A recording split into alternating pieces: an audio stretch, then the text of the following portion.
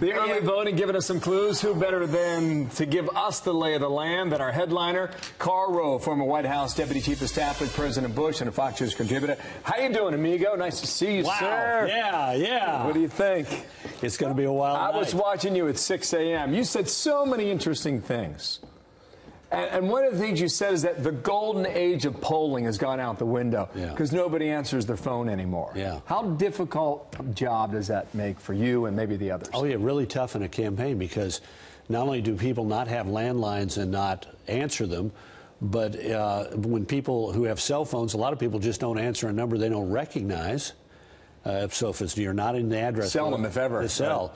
And not only that, but there's a quirky federal law that says you can use an auto dialer to dial up a landline. So if you have a machine that's dialing up all the landlines in America, and as soon as somebody picks it up, that connects them up to an interviewer who's in front of a screen.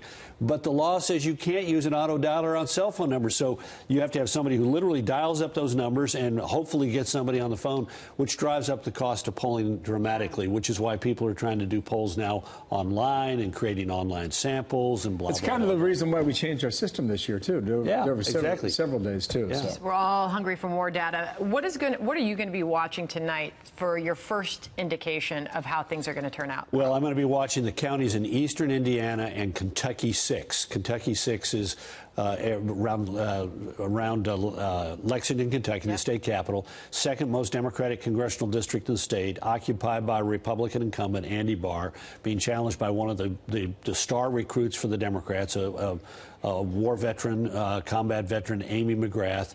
And if the Republicans win it, if Barr comes out really strong, that's going to be a great night for Republicans. If it's narrow Barr win, narrow McGrath win, it's going to be a sign of a long night. If it is a big McGrath win, it's going to be a blowout for the Democrats. I'm going to show it for us real quick. Yeah, all right, go ahead. Come on over here, Teddy. There we go. Oh, my God, I get to go over to the board. You stay right there. Well, you can't do it. That's a little uneven. What, I can't get too close? Well, here's come on over here. What's interesting about this, stand on over here, Carl, right here. You're taller than Hemmer. What I think is interesting about this, what you point out here, where is it on the map here? Right, sorry, Mid-South, sorry, I clicked the wrong one. We'll get all this down later tonight. This is Lexington. Yeah. Right, suburbs of Lexington. Why is he not running away with this race? Because Lexington is the population center. It's a college town. It's the state capital. It's pretty liberal, and it's a dominant force in this.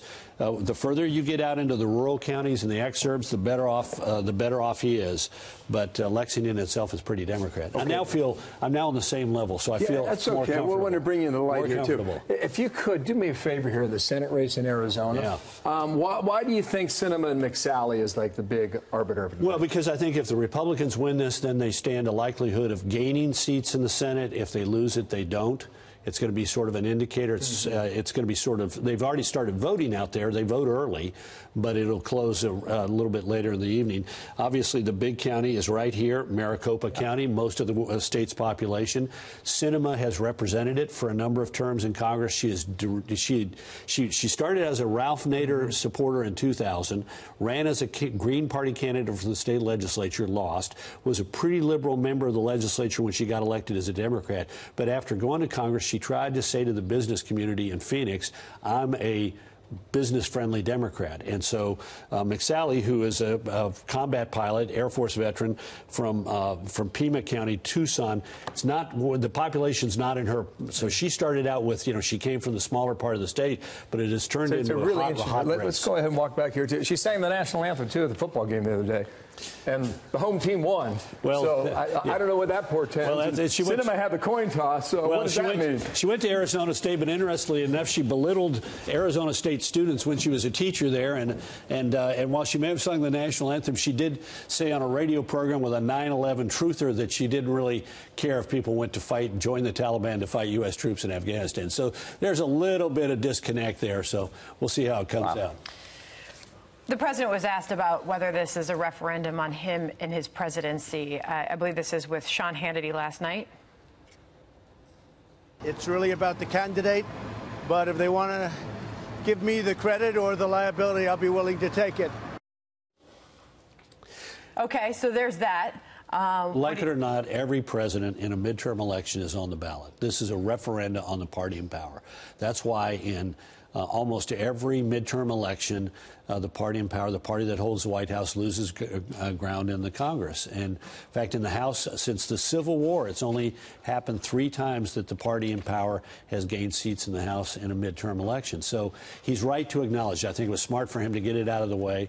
And frankly, look, if there's a split decision tonight, it'll be because the Senate map is in states that he's popular. I want to get this sound in here because this is the one where he's saying that he is, in a sense, on the ticket. Yeah. I mean, whoever even heard of midterm? They don't even know what it is. I've had a lot of people say, I don't know what midterm is, but now I'm watching every single minute, and I'm going out to vote.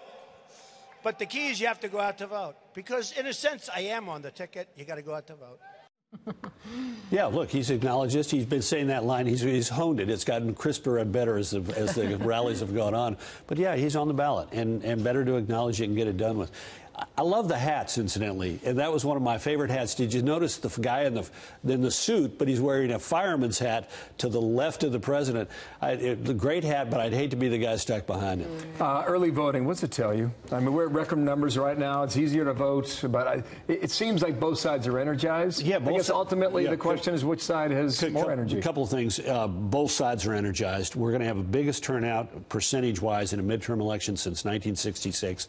For example, in Florida, the early vote is 77% of what it was in 2016. That's enormous. So the one thing that we're learning is lots of enthusiasm is probably likely to be reflected in today's turnout at the polls on election. Can I stop you there? Because I remember 2 years ago, we go into our exit polling meeting, and the indications are that Hillary Clinton's winning Florida. We walk out of the room, you make a phone call, you get off the phone, and you say, actually, Republicans are up 100,000 votes. Yeah. So are we able to gauge something like this? Because you don't know what the early vote's all about. They voted for something or against something? Well, 2 things. Context matters. Let's take a look at that was early voting and absentee voting. Excuse me, it was early voting, not early and absentee. If you combine them, this time around, Republicans have 40.1% of the early and absentee votes in Florida, and the Democrats have 40.6%. Difference of half a point. Half a point. But that's only 24,000 votes. Two years ago, the Democrats combined out of the two had a 96,000 vote margin. This time around, if they were doing the same percentage that they had last time around, they'd have a 72,000 vote margin coming in out of absentee and early voting. So the Republicans are overperforming by 1.8%. Democrats are overperforming by 0.8%. Republicans won last time around by 1.2%. So if Election Day is the same as Election Day 2 years ago, the Republicans should do 2.2% rather than 1.2%. But the key is, here's the other thing. 18.6% of the electorate are independent voters. The difference will be how do the parties could do this year among independents compared to where they were 2 years ago. That could be the difference. If you could just wrap this up for us, Karl, do what you do best. Put this midterm election in historical perspective as far as what is at stake. Well, look, it's unique to this president in a way. The Democrats, when they've taken the House before, they haven't necessarily had somebody who's a juicy target like this. They made it clear they will spend the next 2 years investigating him. In 2006, when Republicans lost the House, we doubled the size of the White House General Counsel's office because of all the threats of investigation, some of which involved yours truly. We didn't hire enough lawyers because it turned out to be worse than we expected. That's nothing compared to the attitude of Democrats today. You have committee chairs like the chairman of Judiciary, Jerry Nadler, chairman of Ways of the House Financial Services, Maxine Waters, the chairman of the Oversight Committee, Elijah Cummings, and half a dozen others saying they intend to investigate this administration from top to bottom. Homeland Security, you name it. Every federal agency under the direction of President Trump is going to be drawn into some kind of ugly oversight investigation. And the White House staff is going to be covered up. If that's the case, then Democrats have to figure out what they run on 2 years down the road. That's right. This could be the worst thing for the president over the next 2 years and the best thing for him in 2020 because it will paint the Democrats as obstructionist and as without anything except animus towards him. Very interesting. We'll see you later tonight, buddy, okay? Thank you. Yes, sir. Thank you, Karl Rove. Fun. Thanks. You bet.